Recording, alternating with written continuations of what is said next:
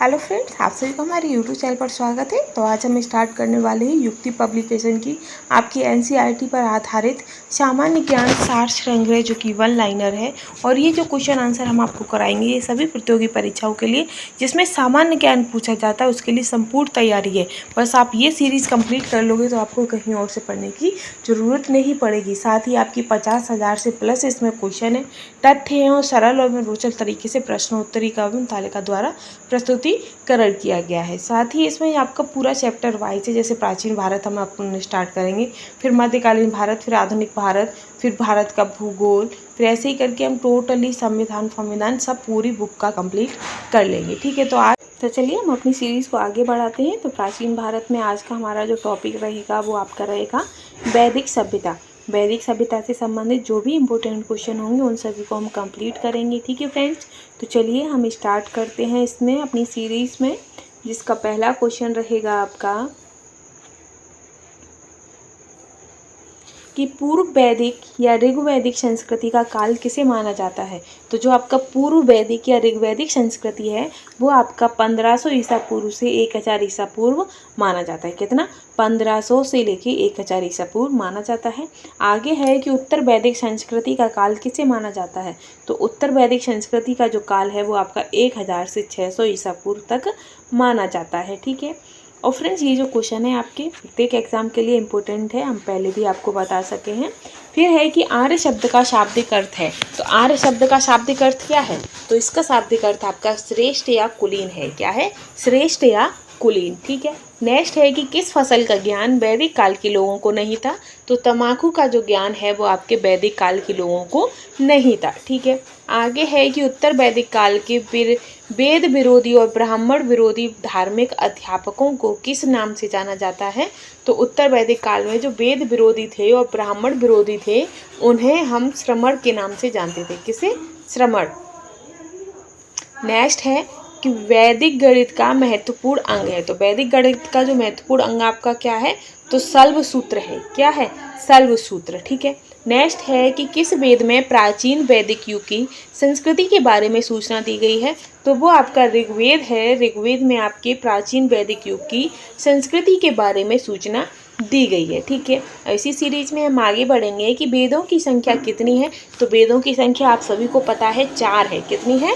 4 है। ठीक है, आगे है कि भारत के राजची में उपयुक्त होने वाले शब्द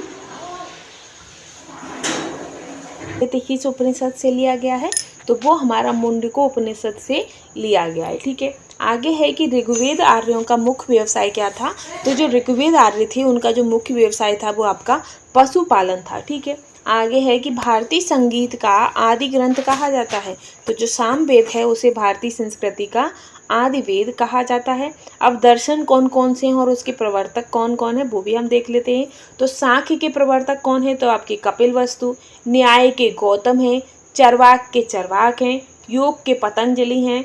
पूर्व मीमांसा आपकी जैमिनी है। उत्तर मीमांसा आपके बद्ररायण है। वैशिक के कणाद है। तो ये क्वेश्चन भी आपके एग्जाम में बहुत बार पूछा गया है। ऐसे पूछ लेगा आपका कि योग के प्रवर्तक कौन है या योग के संस्थापक कौन थे या योग की पुस्तक किसने लिखी थी। तो आपका आंसर क्या होगा? पतंजलि होगा। योग से संबंधित कौन है? तो पतंजलि है। ठीक है, तो ये हो गया। अब इसके आगे बढ़ेंगे हम कि प्रथम विधि निर्माता कौन थे। तो वो आपके मनु थे। और ये क्वेश्चन तो इतने बार फ्रेंड्स पूछा गया है एग्जाम्स में, बहुत ही बार, तो इसे तो आप एकदम पॉइंट पे लगा के रखिएगा। आगे रहेगा आपका कि कृष्ण भक्ति का प्रथम और प्रधान ग्रंथ है। तो जो कृष्ण भक्ति का जो प्रथम और प्रधान ग्रंथ है वो आपका भगवत गीता है। आप सभी को पता होगा भगवत गीता में ही जो भगवान कृष्ण थे उन्होंने अपने प्रवचन दिए थे। ठीक है, आगे है कि ऋग्वेद में संपत्ति का प्रमुख रूप क्या है। तो ऋग्वेद में संपत्ति का प्रमुख रूप आपका गोदान है। और आपको पता होगा कि भगवत गीता में ही कहा गया है कि क्या कहते हैं, कर्म करिए फल की चिंता ना करिए। उसी तरीके से हम भी थोड़ा सा कर्म कर रहे हैं और फल की चिंता आप लोगों पर छोड़ दी है कि हम जो मेहनत कर रहे हैं आप उसका हमें रिटर्न जरूर देंगे। आप हमारे चैनल को सपोर्ट भी जरूर करेंगे। आगे है आपका कि ऋग्वेद के किस मंडल में शूद्र का उल्लेख पहली बार मिलता है। तो ऋग्वेद का जो कौन सा मंडल है? जो 10वां मंडल है उसमें पहली बार आपका शूद्र का उल्लेख मिलता है। ठीक है, नेक्स्ट है कि वेदों की ऋचाओं को पढ़ने वाले ऋषि को क्या कहते हैं। तो जो वेदों की ऋचाओं को पढ़ते हैं उन्हें होत्र कहा जाता है। क्या? होत्र कहा जाता है। ठीक है, आगे रहेगा आपका कि ऋग्वेद का संबंध किससे है, तो आप सभी को पता है कि ऋग्वेद का संबंध आपके ईश्वरी महिमा से है। किससे है? ईश्वरी महिमा से। फिर आता है कि ऋग्वेद में कुल कितने मंडल हैं, तो ये आपसे बहुत बार क्वेश्चन पूछा गया है, 10 मंडल हैं। ऋग्वेद में कुल सूक्तियाँ कितनी हैं, तो ऋग्वेद में आपकी 1028 सूक्तियाँ हैं। ऋग्वेद में कुल कितनी रचाएँ हैं, रचाएँ यानी कि सूत्र यानी कि श्लोक, तो वो आपकी 10,580 हैं। फिर आता है कि ऋग्वेद में इंद्र के लिए ऋचाएँ कितनी हैं, तो यानी कि इंद्र को कितने वर्णन किया गया है, तो वो आपके 250 हैं। फिर है ऋग्वेद में अग्नि के लिए ऋचाएँ कितनी हैं, तो 200 हैं। ये 4-5 पॉइंट तो ऐसे हैं फ्रेंड्स, ये ने बिल्कुल अपनी जबान पर रट लेना, क्योंकि इससे संबंधित हर एग्जाम में आपका एक क्वेश्चन फंस जाता है। ठीक, आगे आता है कि सबसे पुराना वेद कौन सा। ये क्वेश्चन तो इतनी बार पूछा गया है एग्जाम्स में कि अब बच्चे को याद होगा कि सबसे पुराना वेद कौन सा है, तो वो आपका ऋग्वेद है। ठीक है, आगे है कि वेदों की संख्या कितनी है, तो 4 है। कौन कौन सी है? ऋग्वेद, सामवेद, यजुर्वेद, अर्थवेद। ठीक, सबसे प्राचीन वेद आपका ऋग्वेद हो जाता है। त्रयी वेद त्रयी के नाम से कौन जानते हैं, तो तीनों वेदों को वेद त्रयी के नाम से जानते हैं। ठीक है, अब आता है आपका कि किस वैदिक ग्रंथ में वर्ड शब्द का सर्वप्रथम नाम उल्लेख होता है, तो वर्ड शब्द का जो सबसे पहले प्रयोग हुआ था वो आपका ऋग्वेद में ही हुआ था। आगे है कि भारत का सबसे प्राचीन धर्म ग्रंथ कौन सा है, तो सबसे प्राचीन धर्म ग्रंथ आपका वेद है। अर्थव का अर्थ क्या है, तो अर्थव का अर्थ होता है पवित्र जादू। क्या होता है? पवित्र जादू। और जो अर्थ वेद हो जाता है तो उसका किसका, तो वो हो जाता है आपका जादू तो टोना संबंध जो भी होता है आपका कर्मकांड, वो आपके अर्थवेद में आ जाता है। ठीक, आगे है कि पूर्व मीमांस दर्शन के प्रतिपादक कौन है, तो पूर्व मीमांस दर्शन के प्रतिपादक जो हैं वो आपकी जैमिनी है। कौन है? जैमिनी। ठीक है, आगे हम पढ़ेंगे कि सबसे प्राचीन पुराण कौन सा है, तो सबसे प्राचीन पुराण आपका मत्स्य पुराण है। कौन सा है? मत्स्य पुराण। आगे हम पढ़ेंगे कि ब्राह्मण ग्रंथों में सबसे प्राचीन ग्रंथ कौन सा है, तो ब्राह्मण ग्रंथ जो होते हैं उसमें सबसे प्राचीन ग्रंथ आपका शतपथ ब्राह्मण है। कौन सा है? शतपथ ब्राह्मण है। आई होप आप लोगों को क्वेश्चन अच्छे पसंद आ रहे होंगे। युक्ति की बहुत बढ़िया पब्लिकेशन है ये। व्यवस्था से संबंधित पुरुष सूक्त मूलतः पाया जाता है, तो वो ऋग्वेद में पाया जाता है। गौपथ ब्राह्मण संबंधित है, तो जो गौपथ ब्राह्मण है वो आपका अर्थवेद से संबंधित है। उपनिषदों का मुख्य विषय क्या होता है, तो दर्शन होता है। आख्यान का उल्लेख मिलता है, तो नचिकेता आख्यान का उल्लेख आपका कठोपनिषद में मिलता है। किसमें मिलता है? कठोपनिषद मिलता है। नेक्स्ट है कि पुराणों की संख्या कितनी है, तो पुराणों की संख्या आपकी 18 होती है, सभी को ही पता होगा। वैदिक धर्म का मुख्य लक्षण किसकी उपासना है, तो वैदिक धर्म का जो मुख्य लक्षण है वो आपकी प्रकृति का उपासना है। ठीक है, फिर है कि किस देवता के लिए ऋग्वेद में पुरंदर शब्द का प्रयोग हुआ है, तो जो पुरंदर शब्द का जो प्रयोग है वो आपका इंद्र के लिए हुआ है। और इंद्र के लिए कितनी ऋचाएँ हैं, तो इंद्र के लिए आपकी 250 ऋचाएँ हैं, अग्नि के लिए 200 हैं। ठीक है, आगे है कि शल्व सूत्र किस विषय से संबंधित है, तो जो आपका शल्व सूत्र है वो आपका ज्यामिति विषय से संबंधित है। आगे है कि अस्तोमा सदगम्य, तो अस्तोमा सदगम्य आपका ऋग्वेद से लिया गया है। का जो आपका कौन सा मंडल है जो सोम को समर्पित है, तो ऋग्वेद का जो आपका 9वां मंडल है वो आपका सोम को समर्पित है। ठीक है, आगे है कि प्रसिद्ध 10 राजाओं का युद्ध, 10 राज युद्ध किस नदी पर हुआ था, तो वो आपका परुशुड़ी नदी पर हुआ था। शास्त्रों में भू राजस्व की दर क्या थी, तो धर्मशास्त्रों में भू राजस्व की दर आपकी 1/6 थी। ठीक है, फिर है कि 800 ईसा पूर्व से 600 ईसा पूर्व का काल किस युग से जुड़ा है, तो वो आपका ब्राह्मण युग से जुड़ा है। आगे है कि आरंभिक वैदिक साहित्य में सर्वाधिक वर्णित नदी कौन सी है, तो सबसे ज़्यादा वर्णित नदी आपकी सिंधु नदी है। आगे है आपका कि उपनिषद काल के राजा अशुपति कहाँ के शासक थे, तो जो अशुपति थे वो केकई के शासक थे। नेक्स्ट है कि आध्यात्म ज्ञान के विषय में नचिकेता और यम का संवाद किस उपनिषद में प्राप्त हुआ है, तो जो यम और नचिकेता का जो संवाद है वो आपका कठोपनिषद में प्राप्त हुआ है। ठीक है, आगे है कि वैदिक नदी कुंभा का स्थान कहाँ निर्धारित होना चाहिए, तो जो वैदिक नदी कुंभा है उसका जो स्थान है वो आपका अफगानिस्तान में निर्धारित होना चाहिए।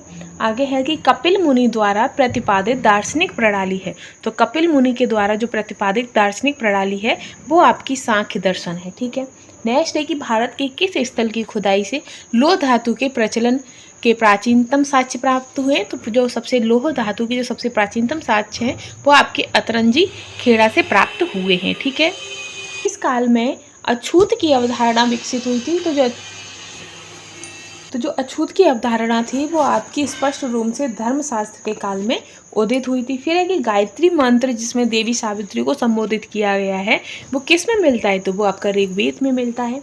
न्याय दर्शन को प्रचारित किया था, तो न्याय दर्शन को गौतम ने प्रचारित किया था। प्राचीन भारत में निष्क के जाने जाते हैं, तो निष्क के आपके जो आभूषण यानी कि सोने के जो आभूषण होते थे, स्वर्ण आभूषण, उन्हें हम निष्क कहा जाता था प्राचीन में। ठीक है, योग दर्शन के प्रतिपादक हैं, तो योग दर्शन के प्रतिपादक आपके पतंजलि हैं। उपनिषदें पुस्तकें हैं, तो ये दर्शनों पर आधारित थी। फिर है कि जो पूर्व वैदिक आर्यों का धर्म प्रमुखतः था, तो जो पूर्व आर्य थे उनका जो प्रमुख धर्म था वो प्रकृति और पूजा और यज्ञ था। फिर है कि चरक संहिता नामक पुस्तक किस विषय से संबंधित है, तो चरक संहिता आपकी चिकित्सा से संबंधित, यानी कि तो लोकप्रिय शासन प्रणाली थी। तो कैसी थी, गणतंत्र लोकप्रिय। ठीक है, फिर है कि सबसे प्राचीन वेद, तो वो आपका ऋग्वेद है। दर्शन की आरंभिक विचारधारा क्या थी, तो सांख्य थी। ठीक है, फिर है कि सांख्य, योग, न्याय, वैशेषिक, मीमांसा एवं वेदांग, इन 6 भिन्न भारतीय दर्शनों की जो स्पष्ट रूप से जो अभिव्यक्ति हुई है वो किस में हुई है, तो इन सब की आपकी वैदिक युग में स्पष्ट रूप से अभिव्यक्ति हुई है। ठीक है, आगे बढ़ेंगे। दस्तकारी कौन सी है जो आर्यों द्वारा व्यवहार में नहीं लाई गई थी, तो वो आपकी लोहार या लोहारगिरी थी। ठीक है, नेक्स्ट है कि प्राचीनतम व्याकरण अष्टाध्यायी के रचनाकार कौन थे, तो आपके पाणिनि थे। फिर है कि कौन सी स्मृति प्राचीनतम है, तो मनुस्मृति है। सॉरी गाइस, आपको थोड़ा पीछे बैकग्राउंड में शोर सुनाई दे रहा होगा, वो बगल में ही काम चल रहा है इसलिए इसकी शोर आ रही है। नेक्स्ट है कि आदि काव्य की संज्ञा किसे दी जाती है, तो जो आदि काव्य की संज्ञा है वो आपकी रामायण को दी जाती है। ठीक है, फिर है कि प्राचीनतम पुराण है, तो प्राचीनतम पुराण आपका मत्स्य पुराण है। ऋग्वेद में सबसे पवित्र नदी किसे मानते हैं, तो वो सरस्वती को मानते हैं। फिर है कि वैदिक समाज की आधारभूत इकाई थी, तो वो आपकी काल कुटुंब थी। क्या थी, काल कुटुंब। ठीक है, आगे रहेगा आपका कि वैदिक युग की प्राचीनतम संस्था, तो वो आपकी वेदत थी। फिर है कि ब्राह्मण ग्रंथों में सर्वाधिक प्राचीन कौन सा है, तो वो आपका शतपथ ब्राह्मण है। ठीक, फिर है कि गोत्र व्यवस्था प्रचलन में कब आई थी, तो वो आपकी उत्तर वैदिक काल में आई थी। मनुस्मृति मुख्यतः संबंधित है, तो ये आपका समाज व्यवस्था से संबंधित है। गायत्री मंत्र की रचना किसने की थी, तो ये आपके विश्वामित्र ने की थी। अश्वेस्ता और ऋग्वेद में समानता है, तो अश्वेस्ता किस क्षेत्र से संबंधित है, तो ये ईरान से संबंधित है। फिर है कि किसका संकलन ऋग्वेद पर आधारित है, तो जो सामवेद है उसका जो संकलन है वो आपका ऋग्वेद पर आधारित है। ठीक है, आगे रहेगा आपका कि किस वेद में जादुई, माया या वशीकरण से संबंधित जो वर्णन है वो किस में है, तो वो आपका अर्थवेद में। सामवेद आपका संगीत से संबंधित है। फिर है कि आर्य शब्द इंगित करता है, तो जो आर्य शब्द है पुनर्जाति समूह को इंगित करता है। फिर है कि प्राचीनतम विवाह संस्कार का वर्णन करने वाला विवाह सूक्त किसमें पाया गया है, तो जो विवाह सूक्त है वो आपका ऋग्वेद में है। फिर है कि ऋग्वेद में अधन्य यानी कि वध योग्य नहीं है शब्द का प्रयोग किसके लिए, तो गाय के लिए। ऋग्वेद में भी कहा गया है कि गाय वध योग्य नहीं है। ठीक है, आगे है कि ऋग्वेद में किन नदियों का उल्लेख अफगानिस्तानों के साथ आर्यों के संबंध का सूचक है, तो वो आपका कुंभाक्रम है। ठीक है, आगे है कि आर्यों के आर्कटिक होम सिद्धांत का पक्ष किसने लिया था, तो बीजी तिलक ने लिया था। अर्थव का अर्थ, तो पवित्र जादू है। कौन सा वेद अंशतः गद्य रूप में रचित है, तो वो आपका यजुर्वेद है। फिर है कि उत्तर वैदिक काल में किस देवता को सर्वोच्च स्थान प्राप्त था, तो प्रजापति। ठीक, आगे है आपका कि वैदिक काल में किस देवता को सर्वोच्च स्थान, तो प्रजापति। संस्कारों की कुल संख्या कितनी है, तो 16 संस्कार होते हैं। फिर है कि कर्म का सिद्धांत संबंधित है, तो वो मीमांसा से संबंधित है। तो ये आपका जो उत्तर वैदिक काल और वैदिक काल से संबंधित जो इंपॉर्टेंट क्वेश्चन थे वो हमने कंप्लीट कर लिए हैं। तो ये सीरीज हमारी यहीं समाप्त होती है। नेक्स्ट वीडियो का जो आपका टॉपिक रहेगा वो बौद्ध धर्म एवं जैन धर्म से रहेगा। अगर आपको कंटेंट पसंद आया हो तो प्लीज़ चैनल के साथ बने रहिएगा। Thanks for watching.